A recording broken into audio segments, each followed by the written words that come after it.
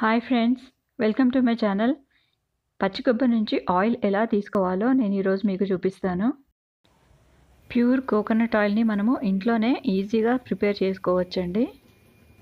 మీరు ఈ channel first time చూస్తున్నట్టయితే సబ్స్క్రైబ్ చేసుకోవడం మర్చిపోకండి.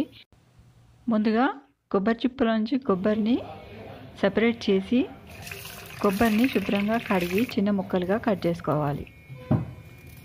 కొబ్బరిని గ్రైండ్ చేసుకోవడానికి పెద్ద జార్ అయితే బాగుంటుందండి. ఫ్రీగా గ్రైండ్ చేసుకోవచ్చు. మొత్తం కొబ్బరిని ఒకటేసారి జార్లో వేయకుండా 2 భాగాలు చేసుకున్నానండి. ఎందుకంటే అంత మొత్తం ఒకటేసారి వేసినామనుకోండి గ్రైండ్ చేయడానికి ఈజీగా ఉండదు. అందుకనే 2 భాగాలు చేసి గ్రైండ్ చేసుకున్నాను. కొబ్బరిని మిక్సీ జార్లో వేసుకొని రఫ్గా గ్రైండ్ చేసుకోవాలండి.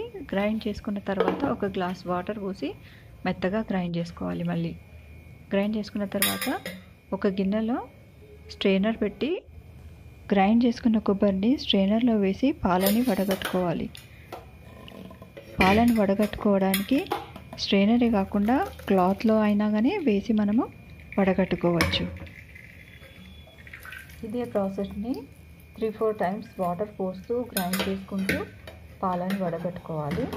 మిగతా కొబ్బరిని కూడా అట్లాగే సేమ్ ప్రాసెస్ రిపీట్ చేయాలి.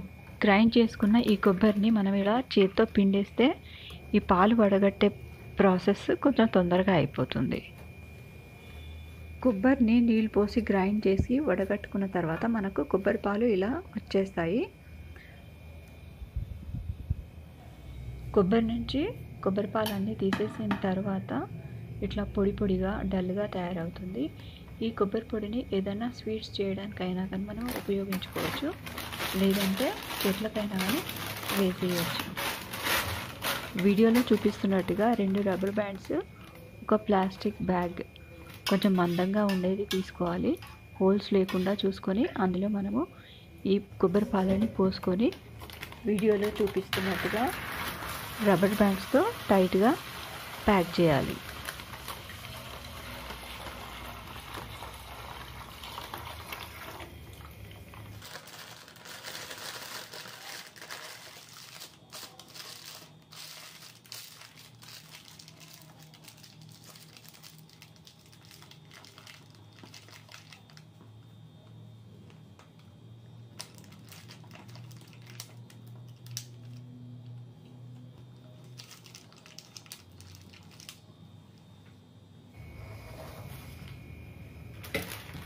ప్యాక్ చేసుకున్న తర్వాత ఈ కొబ్బరి పాల బ్యాగ్ని ఒక గిన్నెలో పెట్టి నైట్ అంతా ఫ్రిడ్జ్లో పెట్టేసుకోవాలి.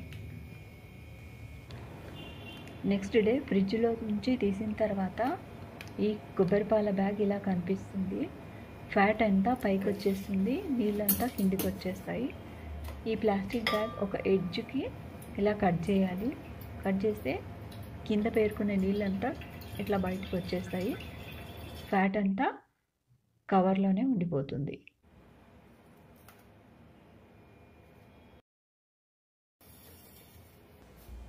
ప్లాస్టిక్ బ్యాగ్ల నుంచి వాటర్ అంతా తీసేసిన తర్వాత అందులో ఉండిపోయిన ఫ్యాట్ని ఒక కడాయిలో కలెక్ట్ చేసుకోవాలి.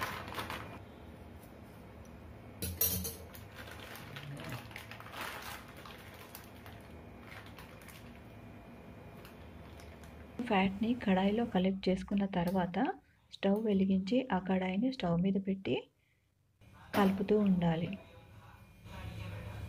స్టార్టింగ్లో స్టవ్ మంట హైలో పెట్టుకొని ఫ్యాట్ కరిగిన తర్వాత చిన్నగా చేసుకోవాలండి, లేకపోతే అంతా పొంగిపోతుంది.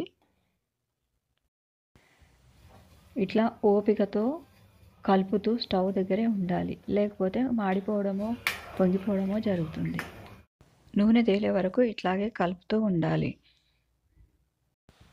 ఆయిల్ మీకు లైట్ కలర్లో కావాలనుకుంటే ఈ స్టేజ్లోనే మీరు వడగట్టుకోవాలి. ఇంకొంచెం డార్క్ కావాలనుకుంటే ఇంకొంచెం సేపు ఉడికించిన తర్వాత అప్పుడు వడగట్టుకుంటే మీకు కావాల్సిన కలరు వచ్చేస్తుంది. ఈ ఆయిల్ మనము వంట చేసుకోవడానికి కూడా వాడుకోవచ్చు. కొంచెం శ్రమ అనుకోకుండా కల్తీ లేని ప్యూర్ కోకోనట్ ఆయిల్ మనం ఇంట్లోనే తయారు చేసుకోవచ్చండి. నేను మరీ లైట్గా కాకుండా మరీ డార్క్ కాకుండా మీడియంగా ఉన్నప్పుడే వడగట్టేస్తున్నాను. ఈ కోకోనట్ ఆయిల్ తయారు చేసే వీడియో మీకు నచ్చినట్టయితే లైక్ చేయండి, షేర్ చేయండి, సబ్స్క్రైబ్ చేయండి. అట్లాగే పక్కనున్న బెల్ ఐకాన్ క్లిక్ చేసి ఆల్ నొక్కడం మర్చిపోకండి. Thank you for watching. Bye.